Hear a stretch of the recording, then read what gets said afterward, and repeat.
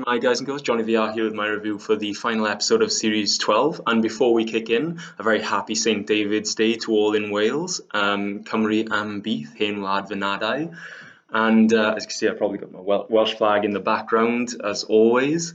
If you like this video and if you like this review series, make sure you click like and subscribe because we are doing our 1000 sub giveaway when we get there. So I'm going to go straight into it because there's a lot in this episode.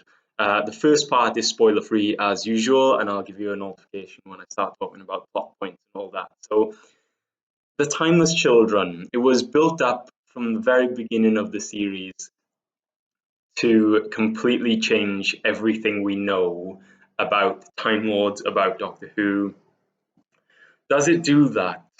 Yeah, it kind of does. And I say kinda because it changes a lot. Like it's an episode that really requires rewatching to get everything. You wouldn't have got it all on the first go, but it changes a whole lot about the past in a way that sort of it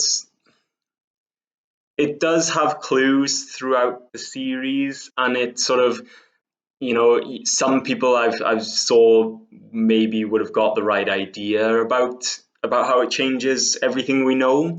I don't think it was totally shocking. Like I wasn't like hurt like in the same way that the master said in the trailers that this is gonna hurt. But um I was very much looking at this thinking, right, this changes a whole lot. I can imagine it hurting for some of the characters in the episode, but it's a bit of a tricky one because they've got a lot of threads going around. They've got the Timeless Children arc, they've got the Cybermen arc, and they've got the Master arc, and they've got all the companions. There's a lot going on in this episode, um, and it sort of struggles to balance it at times, but it also surprisingly good at balancing it at times. Like there's a lot of good conflicts. There's a lot of good conflicts between the Doctor and the Master. That's probably one of the highlights of the episode is the way that Jodie Whittaker and Sacha Dhawan go, at each other throughout the episode. Sacha Dhawan gets another brilliant episode to add to his tally as the Master. Um, Here you get some really good dynamics with the Master and the Cybermen. There's a few. It's a bit of a weird one. See, I don't know. As it stands, it feels more like a finale than the last season finale, which is not saying much. But it it's just it almost collapses on itself. There's a lot of things that I was questioning it, like, oh, that was a bit easy, and I think because they got to dedicate a lot of time to the information that we're getting in the episode, certain other things in the episode just sort of happen really quickly, just because if they did dwell any more time on it, then they would have an episode that was so long that they wouldn't be able to make it realistically. Do I like this episode? I think I like a lot about this episode, but there's other parts of the episode that are a bit, questionable. I think I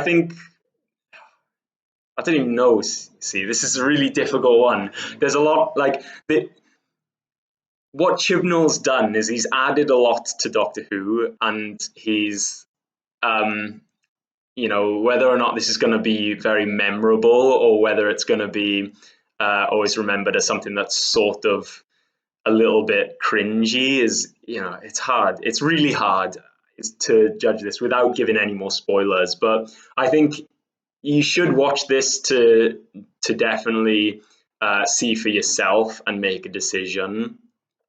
But I have to go into spoilers now because there's like almost nothing that I can say without giving stuff away. So it immediately picks off from the last episode. Here is your spoiler warning. And the Doctor goes into Gallifrey with the Master, leaving the companions behind because if she doesn't, he'll kill them. So fair enough. He takes her into the Citadel. and it basically ends up with the reveal that he wants to show her. And there's sort of what he calls the Matrix, which is sort of like a collection of all the Time Lord knowledge and history, and it's all in there. And that's how he found out about it when he was there. And I think throughout the episode you get, well, especially in the beginning of the episode, you get this sort of dynamic where he feels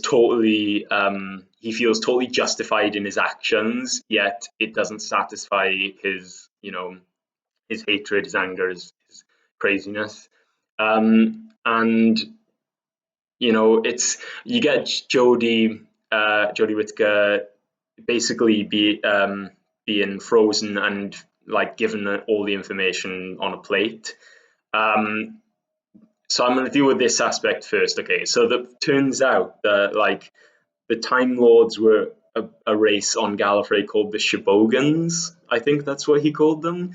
So again, if you thought that the Gallifrey, the first Gallifreyans were like called themselves something, it was the Shibogans. Like again, it sets the scene for what's to come. Like they actually have a different name, so then it's not what you know. And there was this one Tecteun. This is this woman who found like it looks like the boundary, which is sort of what they went through. And at the boundary, she found the child who we saw previously in previous flashbacks, the timeless child. She adopts the timeless child and finds out as much as she can about it until she realizes one day that the child falls off a cliff and is the first regeneration.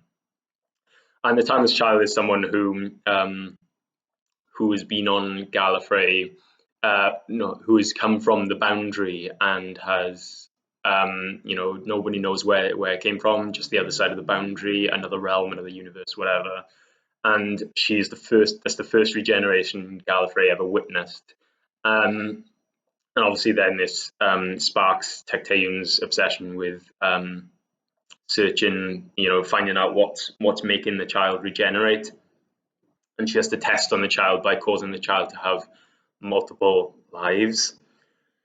And eventually she tests on herself and she becomes the first Time Lord, or to regenerate, and then she builds Time Lords from this, saying that the regeneration ability will be DNA spliced into future generations of the people, becoming the Time Lords. But she said they would limit this to 12, which is where that rule comes in. So it's sort of like the ability to regenerate would have been unlimited had she not limited it to 12, and then they became the Time Lords. It's all very well and good. Like, people would have guessed that the timeless child was the one who's subject to experiments by the Time Lords, and maybe that's where the regeneration comes in. What's really interesting is that when the Doctor the Doctor's had visions of Ireland, and that's because the Matrix is hiding these memories, and it hides the memories in the form of Brendan, who we were introduced to in the last episode. And it's all quite clever because you've got the Brendan falling and coming back to life with mirror imaging the timeless child falling and coming back to life. So it's all very good. So we find out who Brendan is, and turns out that the Master was putting those memories into her mind so that she would know later on, and that's why we were seeing them in the last episode. Even more, the craziest thing I think about this episode was that the timeless child actually turns out to be the Doctor, and a lot of people guessed that. A lot of people, that was one idea that everyone was throwing around, that the Doctor was the timeless child. It turns out to be true, and it turns out that she had a whole life before William Hartnell, presumably, and her whole set of regenerations that she was done when she was experimented on, and presumably the Ruth Doctor, who shows up again. It's sort of like the Master makes a reference to this, saying that she's not the first one, and I think this is going to go down either one or two ways. Either people will accept it, or people will not like it, and they will protest against this episode. I don't know. It's just all a bit crazy, but it does. The thing is, it ties in nicely because for her to escape the Matrix, she has to overload it with her memories of her life and all she knows, because obviously she would have forgotten because of Brendan. Um, and she overloads the Matrix with all the memories, and you get the flashbacks of all the previous Doctors. And interestingly, they do show the Morbius Doctors in this sequence, which is a nice way of tying it all in together and tying it back. Sort of bringing those faces into the canon. I think it's safe to say. But also this sort of flashback is very good because it really connects to even the reboot, the new Who, like since Christopher Eccleston, because it didn't really connect before. So when they brought Jack back, that was one big connection, and now with the flashbacks, it's another big connection. So that's all one part of the story, and at the same time you have this the part on the spaceship. So I'm going to talk about that for a bit. How you got the Cybermen coming in to the group with Graham and Yaz in it, and they shoot in their laser blasters. They kill off one of the guest stars from the last episode immediately, and then the gang escape, and they realize that they'll be the only ones tracked because of their life signs, and so Graham suggests they all go into Cybermen suits, which is, again, it's a really odd, I think, because I think when I heard that line and like, let's get in the cyber suits or whatever, I was like, is that ever going to be a good idea, getting into a cyber suit? But anyway, they do it. There's a good conversation with Graham and Yaz, where they talk about how maybe they don't survive this. I think that whole conversation is really good. But again, it just adds a little bit more extra time to the episode. The lone Cyberman comes after them himself. Again, this is one of my nitpicks of the episode. Like, he knows that they're there because he literally knew which area of the ship they were in, and he goes up and he looks into like the containers of the Cybermen, and he doesn't do anything. He just looks at them menacingly and apparently can't find them. Well, we can see that they're inside the cyber suits. So yeah, it's all a bit, does that, would he be able to tell like he was in there, or I think that he would have been able to notice they were in there, and I kind of feel gutted that wasn't included and there wasn't some sort of threat. Like, everything they just do seems to work. Meanwhile, the Master brings the cyber ship invites the cyber ship to Gallifrey to give them Gallifrey. And he's asking them to deal with the Doctor's companions like Ryan and Ethan and Koshamas on the little tent. And so the Lone Cyberman sends 3 squadrons of Cybermen to the planet, and they come after the 3 people there. And it's sort of like, again, it's sort of has a little bit of it tries to raise the stakes. I don't know whether it does it very well, because you get some of the Cybermen, the newly introduced warrior Cybermen, they go down quite easily by the defenses of this little hut, and a few of them die before they manage to do that. Ryan has like a big bomb thing that he manages to throw.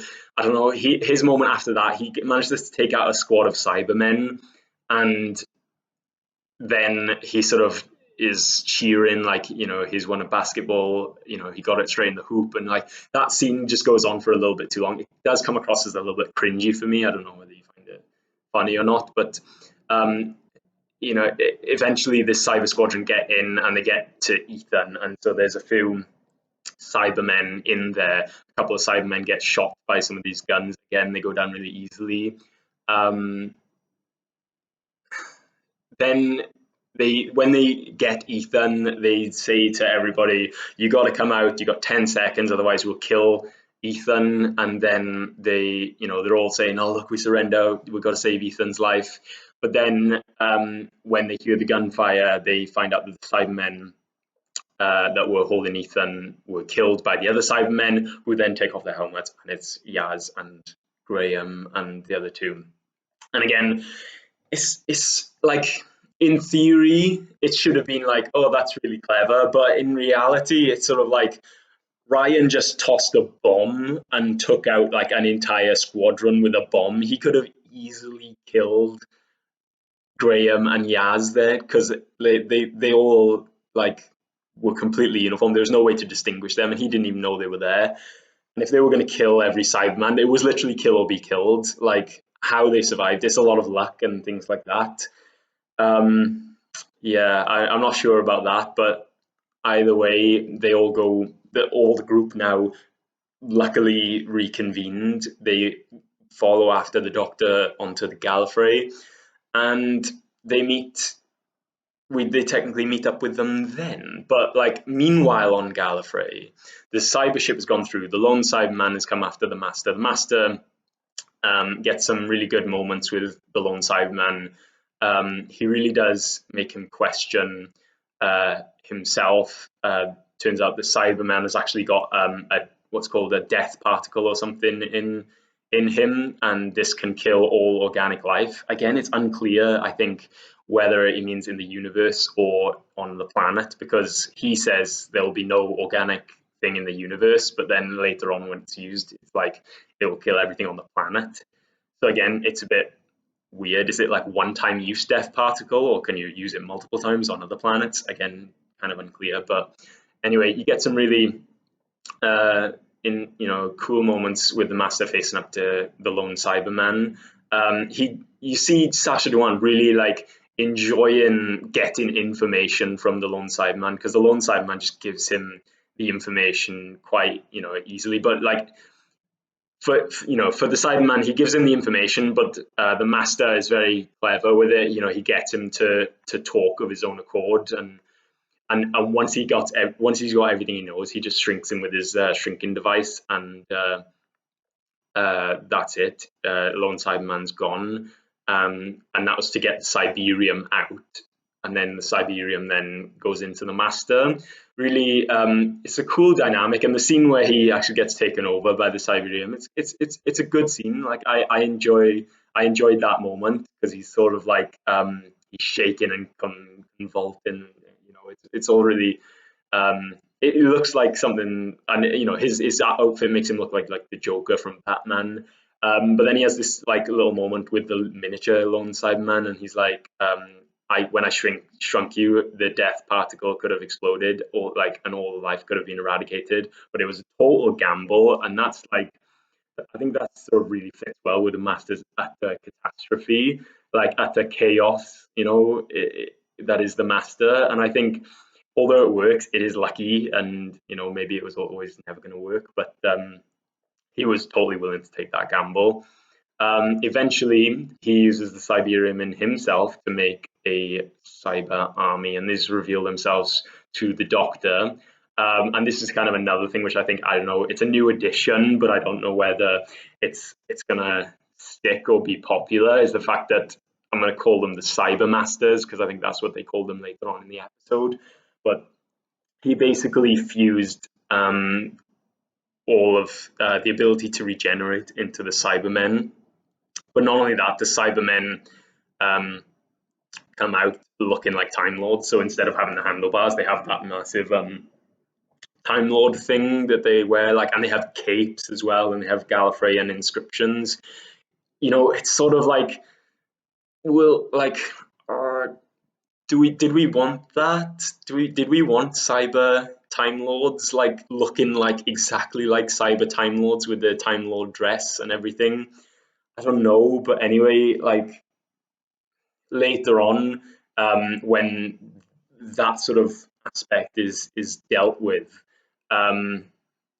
they actually like it's hard to explain. Anyway, coming on to sort of the climax and when everything sort of happens, the team find the Doctor, and the Doctor's got the death particle in the mini Cyberman. They got one bomb left, and she attaches it to that, and it's supposed to be like one last hurrah. She's going to send them home in a TARDIS, and she's going to sacrifice herself, the Master, and everything else on Gallifrey. And she confronts the Master, and the Master wants her to do it. That's why he left it there for her. And it's a really tense moment. Again, the focus is solely on the Doctor and the Master in this episode, whereas the Time Lord Cybermen just sort of sit back in the background and look like they do. Like it's the dynamic is there. It's like the Master's the main villain again now, and the Cybermen are sort of not there anymore. And eventually she says no, she can't do it, as you'd expect.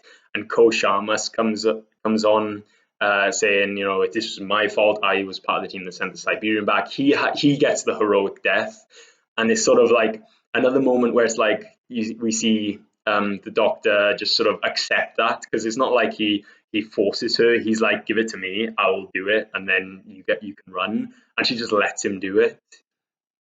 And it sort of takes away a bit of the tension. I think the Doctor should have been a little bit more like, hang on a second, I'm not going to let this happen, or unless it was done like without, or like total with, so she was totally surprised by it and she couldn't do anything about it, like the choice was taken from the Doctor. But either way, he gets shot and he activates the detonator. And even then, as you see like the explosion, you hear the Master say, all of you come through here.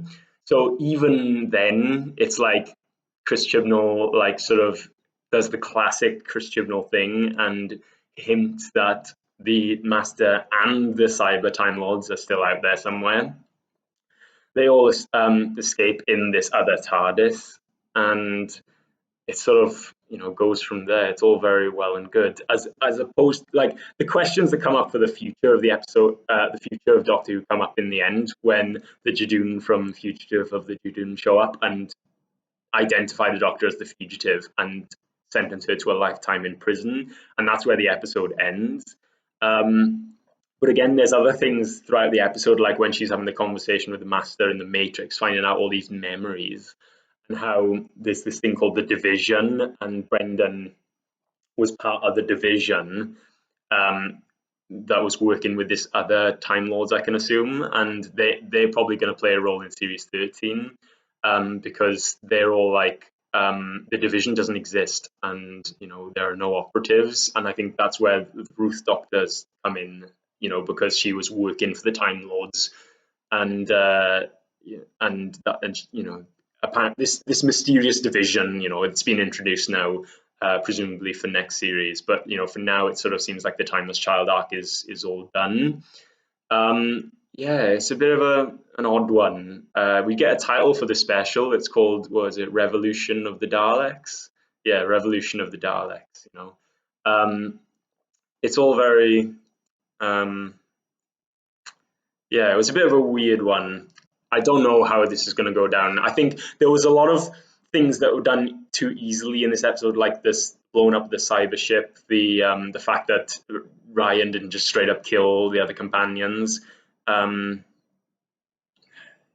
It's a difficult one. It made for entertainment, like, but I don't know whether it's got the story there, or at least it knows what it wanted to do, but whether it could fit in the Cybermen, the Timeless Child arc, and the Master and the Doctor conversation and everything like that, it sort of struggles a bit. I don't know.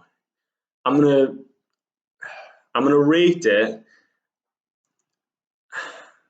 as, I think, 7 out of 10, because it was, the CGI was great. Everything was good. It felt like high stakes at times. There was just a few too many things that I think happened that maybe shouldn't have, and the whole Cyber Time Lords were a bit weird, and maybe they'll warm up to people. I don't know, but it definitely needs a rewatch, and we'll see if it sort of has that sort of memorability thing, or whether it's always going to be that episode that sort of changed a lot in one episode. Yeah, let me know what you think about it. Let's have a conversation in the comments below. I will do this week a Series 12 in review, like the entire series, and I'll talk about a few things. So make sure you stick around for that. I will adjust some scores that I've given this series if I think it needs it. But thanks very much for watching, everyone who's watched this series. It's been really fun to sort of share my opinions after the episodes, and to answer the comments and things like that. Make sure you click like and subscribe for our 1000 sub giveaway. And, happy St. David's Day. Yeah, leave a comment below, and I'll see you next time. Bye.